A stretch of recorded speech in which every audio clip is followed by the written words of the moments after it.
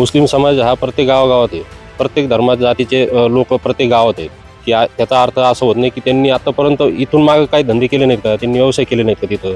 इतक्या वर्ष मग हे झोपले होते का. मग आजच यांना का हे ठराव पास करण्याची गरज भासली, याच्या अगोदर काय नाही भासली. ही जी भटक्यांची पंढरी म्हणून ओळखलं जातं, इथं हिंदू आणि मुस्लिम धर्माचं एक प्रतीक म्हणून मानलं जातं हे मडीगाव.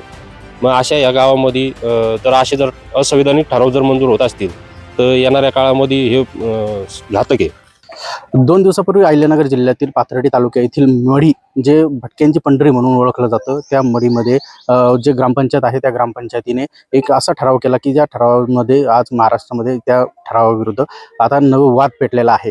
जो ठराव जे आहे त्या ठरावानुसार मढीची जी यात्रा भरली जाते, जी 13 मार्च ते 30 मार्च अशी जी यात्रा आहे, त्या यात्रेच्या दरम्यान मुस्लिम व्यापारी जे आहेत त्या व्यापाऱ्यांना आता यापुढे त्या यात्रेमध्ये समाविष्ट करण्यात येणार नाही. या निर्णयानंतर आता राज्यभरातून या निर्णयाचं काही ठिकाणी स्वागत करण्यात येत आहे, तर काही जण आता याबाबत निवेदन आणि या निर्णयाच्या विरोधात आवाज उठवत आहेत. आता सध्या आपल्यासोबत वंचित बहुजन आघाडीचे जे अहिल्यानगरचे जे जिल्हाध्यक्ष आहेत ते आहेत. त्यांनी आज जिल्हाधिकाऱ्यांना निवेदन देण्यात आलेलं आहे. आपण नेमकं त्यांनी काय निवेदन दिलेलं आहे ते माहिती करून घेऊया.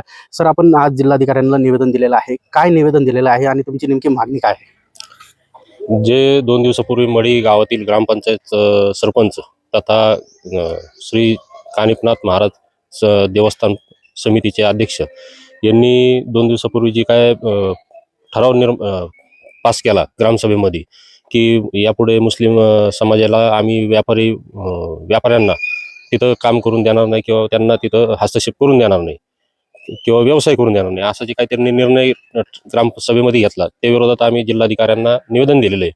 आमची प्रमुख मागणी अशी आहे की जे संविधानिक पदावर असताना यांनी हा असंविधानिक जो ठराव मंजूर केलेला आहे त्या ठरावाला आमचा विरोध तर आहे, त्याचा आम्ही आज जाहीर निषेध पण नोंदवला. त्याचबरोबर या ग्रामपंचायतवर बरखास्त करून या सदस्यांवर कठोरात कठोर कारवाई करण्यात यावी अशी आम्ही निवेदनाद्वारे मागणी केलेली आहे. नक्कीच तुम्ही निवेदनाद्वारे जी मागणी केलेली आहे, पण या सगळ्या ठरावामध्ये त्यांनी देखील सांगितलेलं आहे की हा जो आहे तो गावाचा निर्णय आहे आणि त्या जे मुस्लिम समाज आहे तिथला त्यांनी कायम त्यांचा तिथं हस्तक्षेप असतो या यात्रेमध्ये. याला तुम्ही कसं हे करणार? आता जे आमच्यापर्यंत माहिती पोहोचली त्या माहितीच्या अनुषंगाने आम्ही बोलतो की मुस्लिम समाज हा प्रत्येक गावागावात आहे. प्रत्येक धर्मात जातीचे लोक प्रत्येक गावात आहेत. की त्याचा अर्थ असं होत नाही की त्यांनी आतापर्यंत इथून मागे काही धंदे केले नाहीत का, त्यांनी व्यवसाय केले नाहीत का तिथं.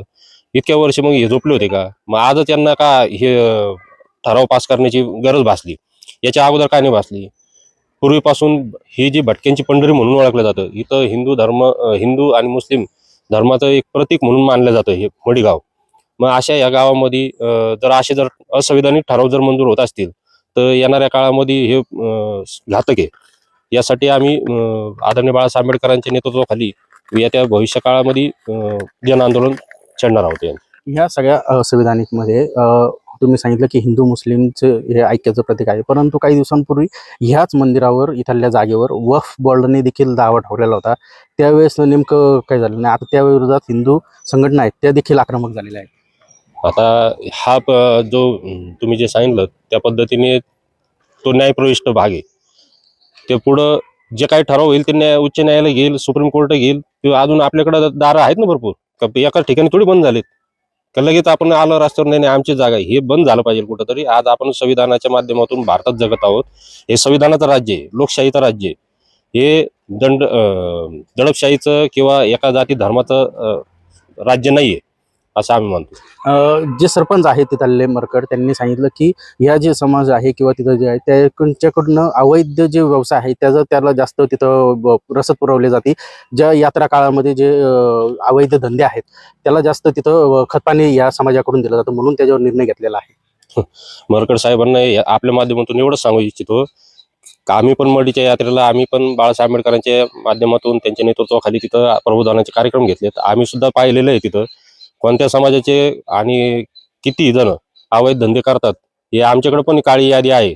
त्यांनी रितसर ती पोलीस प्रशासनाकडे माहिती देऊन या अवैध धंद्यांविरोधात त्यांनी आवाज उठवला पाहिजे होता. त्यांना एका जातीपुरतं त्यांनी जो विरोध दर्शवला आहे हे कुठंतरी कानिफनाथ महाराजांच्या आणि त्या पावनभूमीला न पटणारा आणि त्यांच्या आचारांना विचारांना काळीमा फासणारीची ही भूमिका आहे त्यांची.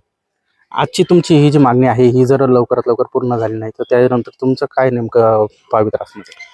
आम्ही निवेदनातच सांगितलेलं आहे की यात्रेपूर्वी जर हा निर्णय मागे घेऊन ग्रामपंचायत बरखास्त जर नाही करण्यात आली आणि त्या समितीवर आणि ग्रामपंचायत सदस्यांवर कारवाई जर नाही झाली तर आदरणीय बाळासाहेब आंबेडकर, प्राध्यापक किसन चव्हाण सर, उत्कर्षताई रुपवते, ॲडव्होकेट अरुण जाधव तसेच दिशा पिंकी शेख यांच्या नेतृत्वाखाली आम्ही मोठ्या प्रमाणात जन आंदोलन छेडणार आहोत. नक्कीच यांनी सांगितलं की जे आहे जर लवकरात लवकर यांची मागणी जर पूर्ण झाली नाही तर ते जन आंदोलन उभारणार आहेत. गिरीश रासकर, नवराष्ट्र, अहिल्यानगर.